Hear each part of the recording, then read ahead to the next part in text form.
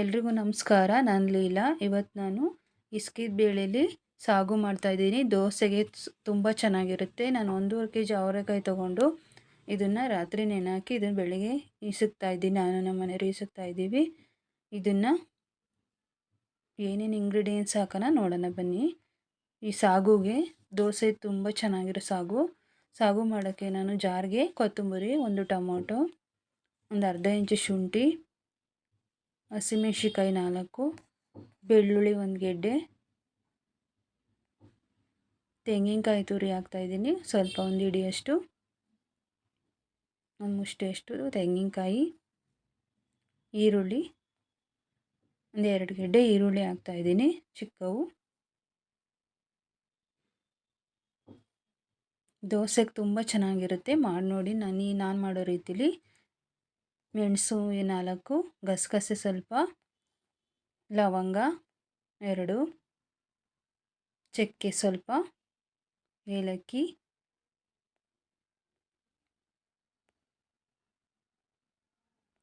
ಕಡಲೆ ಹಾಕ್ತಾಯಿದ್ದೀನಿ. ಸ್ವಲ್ಪ ನೀರು ಹಾಕಿ ಇದನ್ನು ತುಂಬ ನುಣ್ಣಗೆ ರುಬ್ಕೊಂಬರ್ತಾಯಿದ್ದೀನಿ. ನುಣ್ಣಗೆ ರುಬ್ಬಿರಬೇಕು.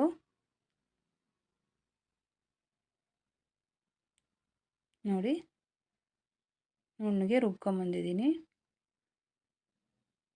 ಈ ಥರ ತುಂಬ ನೈಸಾಗಿ ರುಬ್ಕೊಂಬರ್ಬೇಕು. ಬಾಣಲಿಗೆ ನಾನು ಎಣ್ಣೆ ಹಾಕಿ ಒಗ್ಗರಣೆಗೆ ಈರುಳ್ಳಿ ಹಾಕ್ತಾಯಿದ್ದೀನಿ. ಈರುಳ್ಳಿ ಫ್ರೈ ಆದಮೇಲೆ ನಾನು ರುಬ್ಬಿರೋ ಅಂಥ ಮಿಶ್ರಣ ಹಾಕ್ತಾಯಿದ್ದೀನಿ. ಇಲ್ಲಿ ಎಲ್ಲ ಹಸಿ ಹಾಕಿರೋದ್ರಿಂದ ನಾನು ಎಣ್ಣೆಲೆ ಹಸಿ ವಾಸನೆ ಹೋಗೋವರೆಗೂ ಎಣ್ಣೆಲೆ 1-2 ಸೆಕೆಂಡು ಅದನ್ನು ಬಾಡಿಸ್ಕೋಬೇಕು ನೀಟಾಗೆ. ಹಸಿ ಸ್ಮೆಲ್ ಹೋಗಬೇಕು ಮಸಾಲೆದೆಲ್ಲ, ಶುಂಠಿ, ಬೆಳ್ಳುಳ್ಳಿ, ಹಸಿಮೆಣ್ಸಿಕಾಯ್ದೆಲ್ಲ ಅದು ಹಸಿ ಸ್ಮೆಲ್ ಹೋಗೋವರೆಗೂ ಅದನ್ನು ಎಣ್ಣೆಲೆ ಒಂದು 5 ನಿಮಿಷ ಬಾಡಿಸ್ಕೋಬೇಕು. ಒಂದು 5 ಸೆಕೆಂಡು ಬಾಡಿಸ್ಕೊಂಡು ಈ ಥರ ಎಣ್ಣೆಲೆ ಅದನ್ನು ಹಸಿ ಸ್ಮೆಲ್ ಹೋಗಬೇಕು. ಈ ಥರ ಎಲ್ಲ ಮಾಡ್ಕೊಂಡಾದಮೇಲೆ ನಾವು ಎಷ್ಟು ಬೇಕಷ್ಟು ನಾವು ನೀರು ಹಾಕ್ಕೊಂಡು ಇದನ್ನು ಸಮ ಮಾಡ್ಕೋಬೇಕು.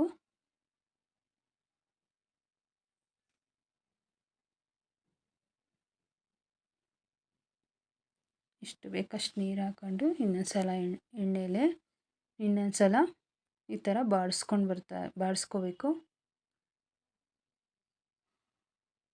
ಸ್ವಲ್ಪ ಅರಿಶಿನ ಹಾಕ್ತಾಯಿದ್ದೀನಿ. ಧನಿಯಾ ಪುಡಿ, ಇದು ಮಟನ್ ಸಾಂಬಾರು, ಚಿಕನ್ ಸಾಂಬಾರಿಗೆಲ್ಲ ಹಾಕ್ತೀವಲ್ಲ ಆ ಧನಿಯಾ ಪುಡಿ ಇದು. ಇದನ್ನು ಹಾಕಿ ಚೆನ್ನಾಗಿ ಮಿಕ್ಸ್ ಮಾಡ್ಕೋತಾ ಇದ್ದೀನಿ. ಇದೆಲ್ಲ ಚೆನ್ನಾಗಿ ಕುದಿ ಬರಬೇಕು. ನೊರೆ ಎಲ್ಲ ಹೋಗಬೇಕು.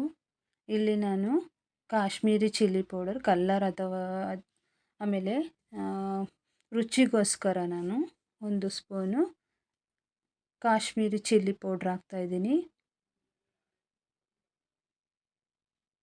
ನಾನು ಖಾರಕ್ಕೆ ಹಸಿಮೆಣ್ಸಿಕಾಯಿ ಹಾಕಿದ್ದೀನಿ. ನಿಮ್ಗೆ ಇನ್ನೂ ಬೇಕು ಖಾರ ಅಂದರೆ ಇನ್ನೊಂದು ಸ್ಪೂನ್ ಅಚ್ಚ ಖಾರದ ಪುಡಿ ಹಾಕೋಬೇಕು. ರುಚಿಗೆ ತಕ್ಕಷ್ಟು ಉಪ್ಪು ಹಾಕಿ ಇದನ್ನು ಚೆನ್ನಾಗಿ ಕುದಿಸ್ಕೋಬೇಕು. ಈ ನೊರೆ ಅಂಶ ಎಲ್ಲ ಹೋಗ್ಬೇಕು, ಅಲ್ಲಿವರೆಗೂ ಚೆನ್ನಾಗಿ ಕುದಿಸ್ಕೋಬೇಕು.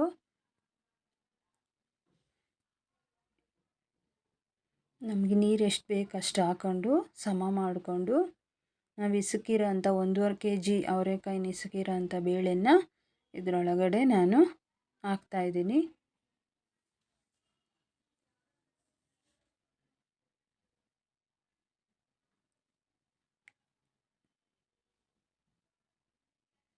ನೋಡಿ, ಈಗ ಇಸುಕಿದ ಬೇಳೆನ ಚೆನ್ನಾಗಿ ಕುದಿದೆ. ಇದರೊಳಗಡೆ ನಾನು ಹಾಕ್ತಾಯಿದ್ದೀನಿ. ಚೆನ್ನಾಗಿ ಬೇಯಬೇಕು ಅದು.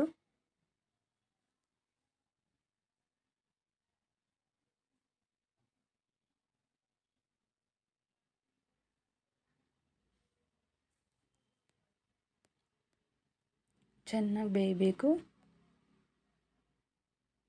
ನಾನೇನು ಇಸುಕಿ ಇಟ್ಕೊಂಡಿದ್ದೀನಿ ಬೇಳೆ ಪೂರ್ತಿ ಹಾಕ್ತಾಯಿದ್ದೀನಿ.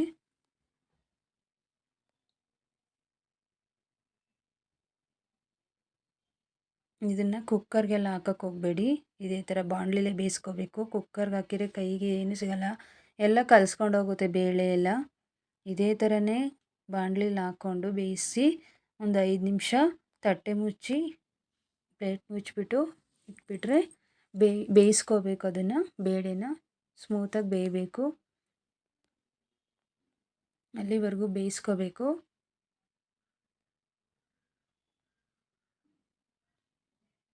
ಪ್ಲೇಟ್ ಮುಚ್ಚಿ ನಾನು ಕ್ಲೋಸ್ ಮಾಡಿ ಬೇಯಿಸ್ಕೊತಾ ಇದ್ದೀನಿ. ಬೆಂದಿದೆ ಹೆಂಗೆ ಒಂದು 5 ನಿಮಿಷ ಬಿಟ್ಟು ನೋಡಿದಾಗ ನೋಡಬೇಕು, ಬೆಂದಿದೆ ಹೆಂಗೆ ನೋಡಬೇಕು ಬೇಳೆ. ಇನ್ನೂ ಬೆಂದಿಲ್ಲ ಅಂದರೆ ಇನ್ನೊಂದು 2 ಸೆಕೆಂಡ್ ಹಂಗೆ ಬೇಯಿಸ್ಕೊಳ್ಳಿ.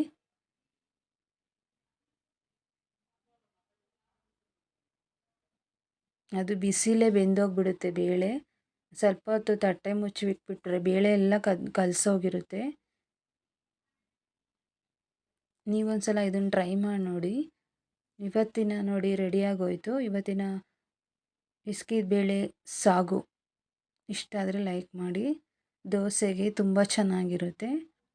ನೋಡಿ ಬೆಂದೋಗಿದೆ. ಬೇಳೆ ಎಲ್ಲ ಈ ಥರ ಸ್ಮೂತಾಗಿ ಬೆಂದಿರಬೇಕು. ನೀರಿಷ್ಟ ಆದರೆ ಸಾಕು. ನೋಡಿ ದೋಸೆಗೆ ಇಷ್ಟು ಕನ್ಸಿಸ್ಟೆಂಟ್ ಆದರೆ ಕರೆಕ್ಟಾಗಿ ಪರ್ಫೆಕ್ಟಾಗಿ ಬರುತ್ತೆ. ಆ ಬೇಳೆ ಜೊತೆ ದೋಸೆಯಲ್ಲಿ ಇದನ್ನು ಹಾಕ್ಕೊಂಡು ತಿಂದುಬಿಟ್ರೆ ಸೂಪರ್ ಕಾಂಬಿನೇಷನ್ನು. ಒಂದು ದೋಸೆ ತಿನ್ನೋದಾಗೆ 3-4 ದೋಸೆ ತಿನ್ಬೋದು, ಅಷ್ಟು ಸೂಪರಾಗಿರುತ್ತೆ ಟೇಸ್ಟ್ ಇದು. ನೀವೊಂದು ಸಲ ಟ್ರೈ ಮಾಡಿ ಹೇಗಿತ್ತು ಅಂತ ಕಮೆಂಟ್ ಮಾಡಿ. ಇವತ್ತು ವೀಡಿಯೋ ನೋಡ್ತಿರೋದಕ್ಕೆ ತುಂಬ ಥ್ಯಾಂಕ್ಸ್, ಧನ್ಯವಾದಗಳು.